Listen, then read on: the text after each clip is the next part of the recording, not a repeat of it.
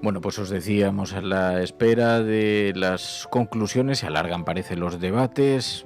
Hoy tendríamos que conocer algunas de las conclusiones de la COP28, pero parece, se anuncia que será mañana o pasado quizá cuando finalmente conozcamos cuál es la posición general de los países respecto a la reducción de los combustibles fósiles. Pero en estos días nos preguntábamos qué alternativas existen en este sistema, en este modelo en el que tanto se habla de la prosperidad, del desarrollo, del crecimiento perpetuo. Y el concepto más repetido también por los oyentes de la cafetera es el que maneja Antonio Turiel, la necesidad de abordar el debate del decrecimiento. Antonio Turiel, muy buenos días. Buenos días. Bueno, te agradecemos muchísimo que nos ayudes. Te vamos a pedir pedagogía porque efectivamente hay muchos oyentes de la cafetera que conocen bien el discurso y lo que enarbolas, pero ¿a qué te refieres? Cuando se habla de decrecimiento, ¿de qué estamos hablando? Bueno, cuando se habla de decrecimiento, de lo que se habla es de la necesidad de vivir dentro de los límites del planeta, porque la cantidad de recursos que puede dar el planeta es limitada y además la capacidad de absorber los residuos que generamos también es limitada. Entonces, al final, o haces algo o lo que consigues es que el sistema deje de funcionar, el sistema natural, ya no lo del sistema económico. Entonces, el decrecimiento surge como una idea para adaptarse a estos límites. Y la idea es garantizar que se mantiene el bienestar y niveles de bienestar semejantes a los que tenemos hoy en día o incluso mejores en España, pero consumiendo muchos menos recursos, ¿no? Al final el problema del decrecimiento es que es una necesidad, porque justamente la mayor parte de mi trabajo se ha centrado en hablar de la escasez de recursos naturales y el hecho de que al final estamos llegando a la máxima producción de petróleo, de carbón, de gas, de uranio y todo empieza a caer y cada vez vas teniendo menos y tienes que vivir con menos. Y luego el problema evidentemente ambiental que estamos generando con el cambio climático y otros problemas ambientales. Entonces ya no es una cuestión de elección, es que lo tienes que hacer sí o sí. Entonces aquí la clave es cómo lo hacemos justamente para preservar el bienestar. También cuando se habla de crecimiento, se habla de crecimiento a nivel de los países más ricos, es decir, los países más pobres pues todavía tendrán que crecer y los países ricos lo que tienen que hacer es disminuir su presión sobre los recursos y sobre el planeta para que los demás puedan vivir. ¿Y es posible, es compatible eso? Porque dices, manteniendo el grado de bienestar y de prosperidad que conocemos. Es decir, no hablamos de una vuelta a las cuevas. No, por supuesto que no. Realmente muchas veces lo que sucede es que, bueno, hay gente que intenta ridiculizar la idea, pero yo para mí no hay idea más ridícula que pensar que uno puede crecer infinitamente en un planeta finito. Y sin embargo, esta es la idea mainstream, ¿no? Esto es lo que domina el pensamiento económico hoy en día, que podemos crecer hasta el infinito y más allá, lo cual en un planeta finito parece un poco absurdo, ¿no? Entonces intenta justificarlo diciendo que se va a desmaterializar la economía, cosa que ya es un debate que lleva 40 años y ya se ha visto que no lleva a ningún lado. Y entonces, bueno, al final lo que se trata es, es hacer mejor. La idea es con lo que hay, hacer mejor. ¿Y qué pasa? Que sabemos hacerlo mejor. Es que tenemos suficiente conocimiento técnico como para hacer las cosas mucho mejor de lo que lo hacemos actualmente. Hay un dato que suelo dar, que viene el profesor Carlos Riba, que es un profesor de la UPC que lleva trabajando en esto muchísimos años, y es el 40% de todo el petróleo que se consume en el mundo se utiliza para mover petróleo, carbón y gas. Con lo cual, el día que no tienes ni petróleo ni carbón ni gas, pues te das cuenta que en realidad tampoco necesitas tanto petróleo. Nuestro sistema es enormemente derrochador, porque esto es lo que le interesa al sistema económico, ¿no? Producir cada vez más rápido, consumir cada vez más rápido y demás. No tiene ningún sentido. Lo que hay que hacer es producir para satisfacer las necesidades. Y entonces, bueno, pues sí, hay esta necesidad de ridiculizarlo porque atenta contra las bases mismas del capitalismo, porque el capitalismo es crecimiento. Es que es la base de él, porque el crecimiento viene impulsado por la necesidad de pagar intereses. O sea, el momento que tú pagas un interés, estás devolviendo más dinero que el que te dejaron y eso es lo que empuja a todo el sistema a crecer. Entonces, el mundo financiero no puede existir en un mundo en decrecimiento y por eso es el mundo financiero el que, se opone con uñas y dientes a esta idea. Dice Elise, dice, es que es una lógica aplastante. De crecer no quiere decir vivir mal, sino dar pasos contra este sistema capitalista que es desigual. Dice Treitorias, dice, es que son cuestiones que deberían ser de sentido común. El continuo crecimiento en base al capitalismo es inviable, los recursos son finitos, el decrecimiento no es precariedad, dice Ángel Mora. Claro, de pronto, el otro día irrumpió en un círculo en el que no imaginábamos, en unos protagonistas en los que no imaginábamos que se enarbolase, que se sacase la bandera del decrecimiento. Vimos a la reina Leticia hablar de tu trabajo y desde este enfoque. ¿Te sorprendió? Muchísimo. La verdad es que al principio incluso hasta me asusté. Porque, claro, porque tú piensas, bueno, ¿por qué motivo están hablando esta gente de estas cosas, ¿no? Porque uno podría decir que, por ejemplo, la monarquía no es un ejemplo precisamente de crecimiento por propia concepción, ¿no? Bueno, yo creo que ellos son conscientes de que hay un debate en la calle, que es un debate además que ya es insoslayable, porque quien intenta evitar la idea de que se pueda debatir sobre el crecimiento en el fondo es una guerra perdida, porque estamos en una situación que la producción de petróleo ya está cayendo, la de diésel cae en picado, la de uranio cae rapidísimo, carbón está ahí, el gas está a punto de caer, empieza a faltarnos de muchas materias primas, por ejemplo el cobre y demás, y entonces, claro, ya, aparte luego todo el problema ambiental que tenemos que está completamente disparado, ¿no? Entonces es necesario hacer un cambio ya. Y justamente por eso, bueno, pues se ponen tan agresivos, pero por eso también yo creo que la monarquía pues está intentando dar pasos en la dirección de un debate que no se puede evitar más, posicionándose con bastante más inteligencia que replicaron a la reina, porque lo que fue bastante bochornoso fue la actitud general con la que se recibió, o sea, los gestos, y luego ya, bueno, la respuesta del ministro Escrivá fue absolutamente increíble por lo mala, vamos, por lo poco informada y lo arrogante y la manera desdeñosa con la que trató a la reina. Fue bastante curioso, ¿no? A mí me sorprendió muchísimo y bueno, ojalá esto sirva para que el debate se abra más. Claro, porque además hemos visto muchas veces a la corona participando de foros empresariales, lugares donde se habla de todo menos del decrecimiento como concepto. Berka dice, pero es que decrecer significa reparar, reutilizar, reciclar, recuperar, significa muchos conceptos. Te hago una pregunta, porque hablas, claro, en tu trabajo manejas el peak oil, ahora estamos consumiendo más de lo que se produce, la preocupación es que eso en algún momento reviente y...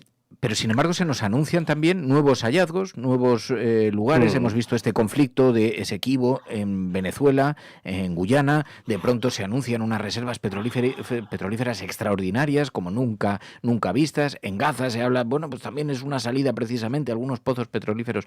Realmente, ¿en qué medida, sostenéis los científicos, en qué medida se está explotando excesivamente todos esos recursos, además de las consecuencias que tiene para el medio ambiente, pero ¿en qué medida estamos cerca de ese agotamiento?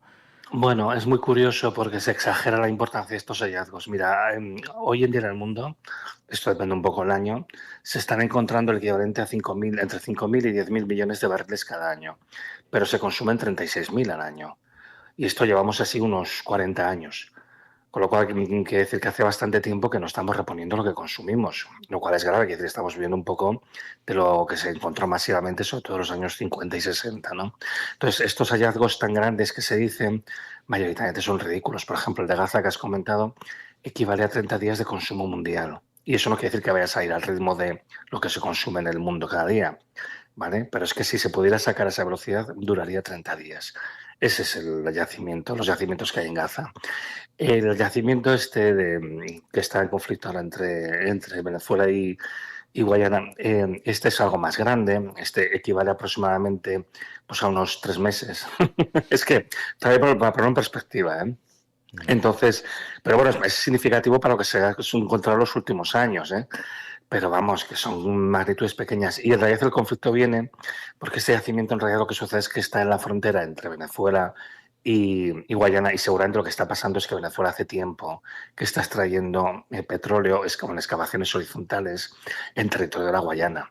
Entonces, claro, los de la Guayana se van a dar cuenta cuando empiecen a intentar explotar el yacimiento, con lo cual seguramente ahora mismo tiene bastante menos. Y por eso esa retórica inflamada, porque los venezolanos han realmente exprimido el limón tanto como se pueda. Hay muy mala comunicación de estas cosas, ¿eh? Que se encuentran yacimientos es normal, siempre se están encontrando, siempre se están poniendo en marcha. Hace ya mucho tiempo, 40 años ya digo, que no se repone lo que se consume. Y eso es lo que nos está abocando a esta situación de descenso de producción que ya estamos en N, ¿eh? O sea, en la situación actual ya está bajando la producción, irá bajando cada vez más deprisa. Y además no solo eso, sino que los petróleos de más calidad son los que más rápido caen. Han caído ya un 14% desde el año 2005, que fue cuando llegaron a su máximo. Con lo cual, bueno, la situación es, al contrario, lo que se pretende hacer creer mucho peor. Y a veces se dice, vamos a incrementar muchísimo, se ha hecho este anuncio, las inversiones en nuevos yacimientos. Bueno, yo no me lo creo, para empezar, porque desde el año 2014 lo que estamos viendo es una reducción de la inversión por parte de las petroleras porque saben que lo que queda ya no es muy rentable. Pero es que además, realmente, aunque aumentes la inversión, no quiere decir que aumentes en la misma proporción la producción, porque es que los yacimientos que quedan son cada vez peores, más pequeños, cuesta más extraer, lo que extrae además lo tienes que procesar más, etcétera, etcétera. Incrementar el gasto no significa incrementar la producción, ¿no? Entonces, bueno, aquí hay un juego en el que básicamente lo que se está buscando es inversores incautos. Y en muchos casos saber quién le puede endosar este activo de dudosa calidad para que se lo quede él pensando que es muy bueno. Porque hay mucho de esto también, ¿eh? Hay que ver los movimientos que se están produciendo justamente en el mundo del petróleo y cómo se están vendiendo algunos yacimientos que realmente no son tan buenos, que se los quitan de encima las grandes petroleras. Otra pregunta, dice Miguel Veredas, dice, pero siempre pagan las consecuencias los más débiles. Este es un debate que hemos tenido aquí en la cafetera en ocasiones. Es, claro, los países ricos se pueden permitir, incluso las fortunas, las grandes fortunas se pueden permitir recortes, reducciones, aunque suban los precios, aunque eso contribuya después a la subida de precios. ¿Verdad, Pilar? Este es un debate que hemos tenido en ocasiones. También te quería trasladar alguna pregunta, Pilar. Sí, no, precisamente eso. Es verdad que el decrecimiento parece además por lo menos un debate que deberían tener los países más ricos que más han contribuido digamos, a la contaminación, al cambio climático. Pero ¿qué pasa con los países, que nos están preguntando también algunos oyentes, qué pasa con los países más pobres, que digamos tienen un nivel de desarrollo mucho menor y que quizá dependerían mucho más de ese crecimiento para poder mejorar sus condiciones? También hay que llevarles el decrecimiento. ¿Se puede buscar algún tipo de medida correctora? No sé si esto lo tienes pensado, lo habéis analizado. No, esto siempre se habla, ¿eh? Es decir, cuando se habla de decrecimiento, se habla de decrecimiento en los países opulentos, es decir, los países que son mucho más pobres, lo que tienen que hacer ellos es desarrollarse y subir. Está claro, el decrecimiento es un discurso que se hace solamente para Occidente. Es muy distinto a lo que se produce para otros países. Y además tenemos que pensar en una cosa, porque a veces se dice, bueno, pero estos países querrán crecer y no sé qué. Pero es que justo lo que estamos haciendo ahora es todo lo contrario. Por ejemplo, Europa tiene un déficit brutal de diésel porque hay un déficit de diésel a nivel de todo el planeta. Porque hay un problema para mantener la producción de diésel y está cayendo muy deprisa. Y entonces lo que está haciendo Europa es arramblar con todo el diésel que puede los mercados internacionales. O sea que justamente nuestra actitud por defecto es hacer lo contrario, es decir, apropiarnos de cosas que normalmente deberían de ir a otros mercados, porque en el momento que nosotros no tenemos, lo que hacemos es coger lo de los demás. Es que es así, es lo que estamos haciendo, ¿vale? Entonces realmente aquí lo que tendríamos que hacer simplemente es reducir nosotros el consumo. Eso permitiría que ellos aumenten su consumo, lo que tengan que aumentarlo, mientras al mismo tiempo van haciendo su propio plan de resiliencia. Uno de los problemas que ha habido en la COP este año es que se está diciendo que tenemos que abandonar los combustibles fósiles, pero tampoco se están proponiendo energías posibles que los países, sobre todo los que están en vías de desarrollo, puedan implementar. No tenemos soluciones, más tenemos, por más que hay gente que vocifere diciendo que sí, no tenemos soluciones efectivas al día de hoy. Y además, mientras decimos esto, nosotros seguimos consumiendo combustibles fósiles como si no hubiera mañana, ¿no? Entonces, bueno, pues aquí yo creo que la clave también está en dejar un poco a estos países tranquilos. Es que muchas veces decimos, ¿pero qué vamos a hacer? No sé qué. Bueno, tú déjales, tú preocúpate de lo tuyo, reduce tu consumo y ellos ya harán lo que tengan que hacer. Es que demasiadas veces estamos mirando lo que hacen los demás y no nos cuidamos suficiente de hacer lo que tenemos que hacer nosotros. Dice un Ángel Bula, mi abuela decía, los ricos pueden estar 2 años sin beneficios, pero tú no puedes estar 2 meses sin comer. Eso es. Muy sabio. Oye, ¿hay alternativas? Porque la energía nuclear, por ejemplo, lo están planteando. La energía radiactiva está descartada como fuente de prosperidad. ¿Cómo ves este asunto? Bueno, esto es una cosa que a mí me sorprende muchísimo porque parece que la gente está ajena a lo que está pasando. Uno coge los datos de la Asociación Nuclear Internacional, de la propia Asociación Nuclear Internacional, y uno ve que el máximo de extracción de uranio fue el año 2016 y que en este momento es un 23% inferior, que además coincide con lo que se preveía en los modelos geológicos de agotamiento del uranio. Entonces el uranio está cayendo. ¿O por qué nos creemos que va Macron a mendigar uranio a Kazajistán, que es una república satélite de Moscú? Es decir, es que también a veces parece que no nos damos cuenta, no nos damos cuenta de las cosas. Es completamente imposible aumentar el parque nuclear actual. Es imposible. O sea, lo que puedes hacer es sustituir unas centrales por otras, pero aumentar la potencia imposible, porque lo que pasa es que al final la producción de uranio cae. Y además no solo eso, es que cae y es de todas las materias primas no renovables, energéticas, la que caerá más deprisa. Esto también se sabe por razones geológicas. El uranio es un elemento químico que por sus características físicas y geológicas pues está en una concentración muy diluida dentro del planeta y cuesta mucho extraer, y al final pues hay un rendimiento entre lo que gastas para extraerlo y el rendimiento que te da en la central. Y eso es lo que al final conduce a las curvas de agotamiento como con cualquier otra materia prima, ¿vale? Entonces el uranio, de hecho, es que vamos, tiene mucho más pasado que futuro. El uranio caerá en picado. Y lo que va a pasar con las centrales nucleares es que van a cerrar. Es que aquí se está intentando vender otra idea, pero tiene un sentido. Aquí lo que hay son unos grandes lobbies que pretenden... Estamos en un momento de caza de subvenciones, ¿eh? Pero es que además esto de la caza de subvenciones pasa en todos los frentes, ¿eh? Está por la parte del petróleo, está por la parte del uranio, está por la parte de las centrales nucleares y está también por la parte de las renovables, ¿eh? Que también Sí, tienen su sí, cosilla. sí, sí, sí. Te quiero preguntar por esto, porque claro, bueno, vemos ahí dificultades, pero nos van a salvar los aerogeneradores. En Aragón están encantados con con la colocación de aerogeneradores por todas partes, colonizando estas macroestructuras de hormigón, colonizando los montes. Pero bueno, creo que también en esto tenemos algún aspecto que habría que contemplar, ¿no? Bueno, yo precisamente en lo que es la industria eólica, cualquiera que haya seguido un poco la situación de Gamesa en los últimos meses debería estar muy preocupado. Y a mí, sinceramente, me alucina, pues como muchas administraciones autonómicas y el propio ministerio están hablando de que apostamos tanto por la eólica cuando la eólica ahora mismo se está tambaleando. No, porque aquí ha habido un problema de que se ha intentado correr excesivamente y en el caso concreto de Gamesa lo que ha pasado es que los modelos más grandes, los más potentes, que tienen más de 5 megavatios, el modelo 4X y el modelo 5X, que son los modelos que instalan ahora en eólica terrestre, bueno, pues han encontrado que presentan defectos estructurales muy importantes, se les va creando fracturas y llegan a romperse. Esto al cabo de unos años de operación, de 3 y 5 años. Y esto es un problema gravísimo. Y esto es lo que ha causado que Gamesa tenga unas pérdidas colosales. El año pasado perdió 2.000 millones de euros y este año perdió 4.500. Pero es que ahora mismo Gamesa ha dicho que durante un año y medio no va a servir ni un nuevo aerogenerador, pero supongo que los ingenieros deben estar como locos intentando rediseñar eso, vete a saber cómo lo haces, y bueno, pues a ver si son capaces de hacer un modelo que aguante. ¿Qué sucede? Que esto no se improvisa. Aquí pues llegó un CEO alemán con nuevas ideas de cómo se tenía que hacer el negocio y se pensó que esto era una cuestión de nada, vamos a sacando un modelo nuevo cada 2 días, cada 3 años, vamos, básicamente, y que ha pasado que no estaban suficientemente testeados. Y entonces aquí el problema al final es, bueno, siempre hay un compromiso entre lo que cuesta hacer el aerogenerador y digamos su resistencia. ¿Qué sucede? Que para haberlos hecho más resistentes tendrían que haber sido demasiado caros para lo que se pretendía. Y por eso ahora se rompen. Este problema, aunque la gente lo niega, afecta a todas las compañías. Lo que sucede es que a quien más afecta es a Gamesa, porque es el que más ha estirado el brazo de la manga. Pero Vestas también está reconociendo que tiene problemas estructurales en sus generadores de máxima potencia. De hecho, el CEO de Vestas en unas declaraciones en diciembre del año pasado ya decía que tendríamos que reflexionar un poco y no correr tanto hacia aerogeneradores tan grandes, porque al final nos íbamos a hacer daño todos. Bueno, pues ahora tenemos un problema de viabilidad muy serio, porque realmente no estamos siendo capaces de hacer aerogeneradores tan grandes, tan duraderos y a un precio adecuado. Porque al final son estas 3 variables que hay que tener en cuenta, ¿no? Y es que al final tiene que haber un compromiso entre el precio, el desempeño y el tamaño. Y ahí está, es que ahora mismo no lo sabemos hacer. A lo mejor dentro de unos años lo sabremos, yo no lo sé. Pero ahora mismo está en peligro.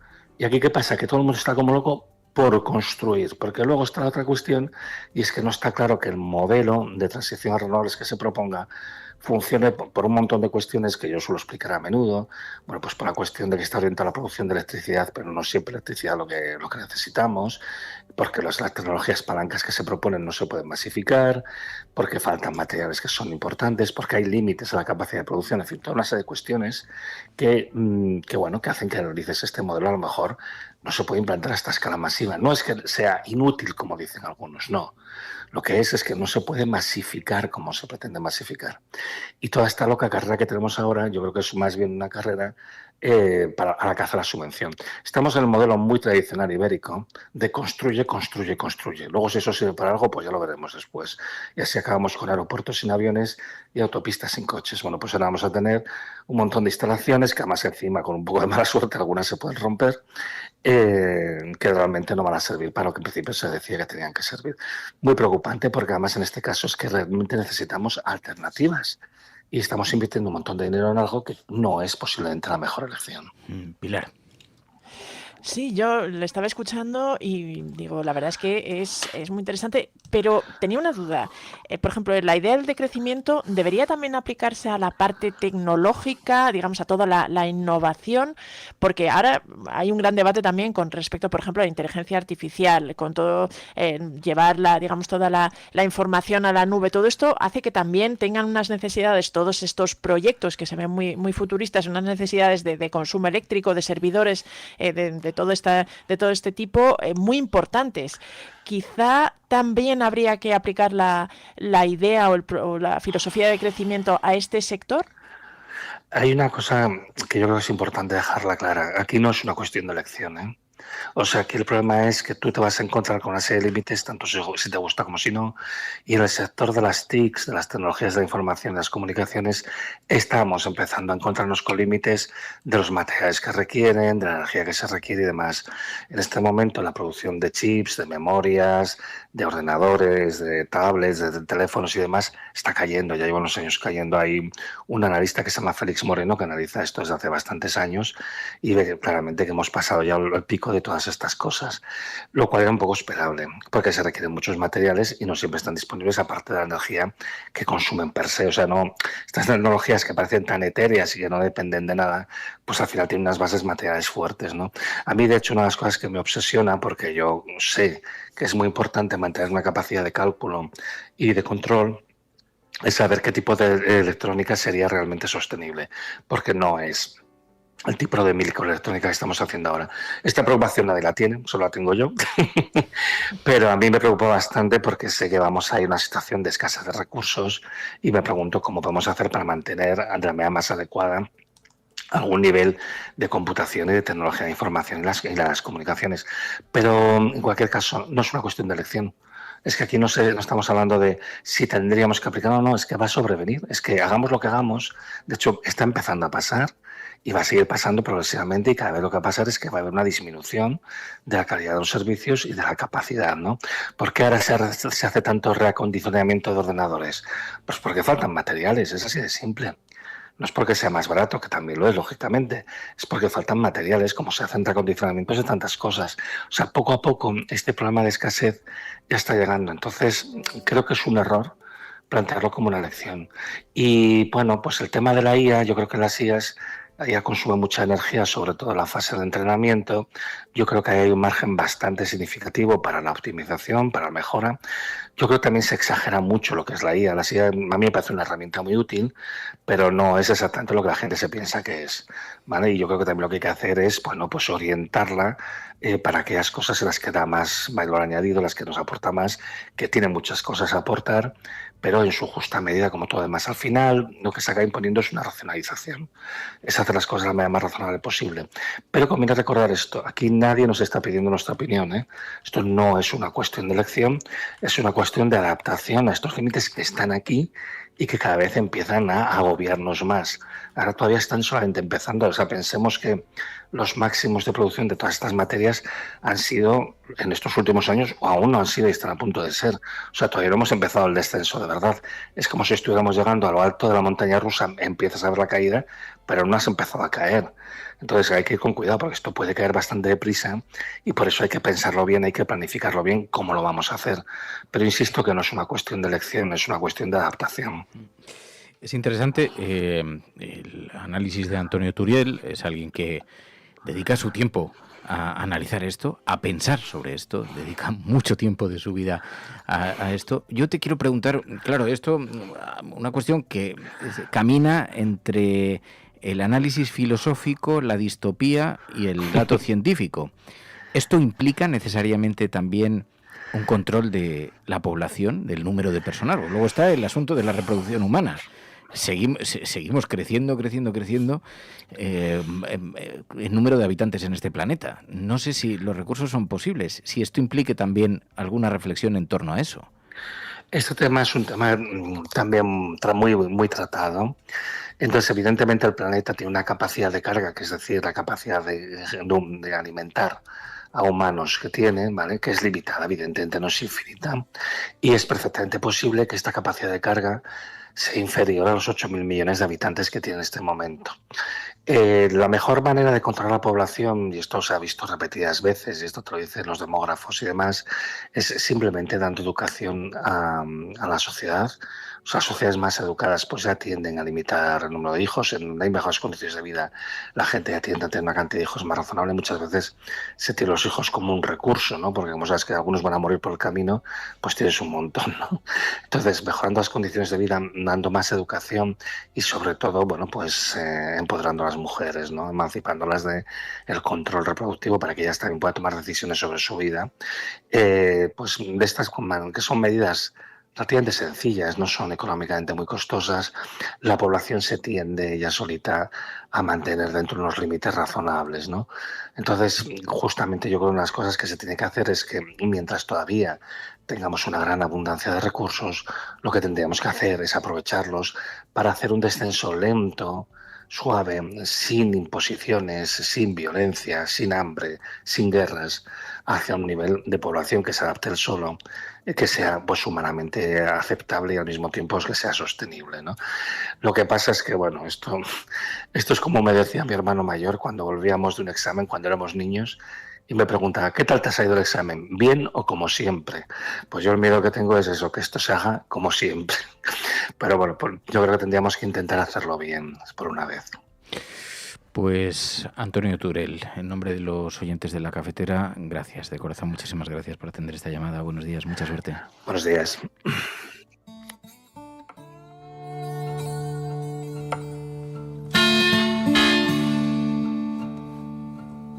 Dice Mamén, pues muchas gracias por la pedagogía, dice, nos hace falta... Bueno, creo que es muy importante además escuchar reflexiones que son tan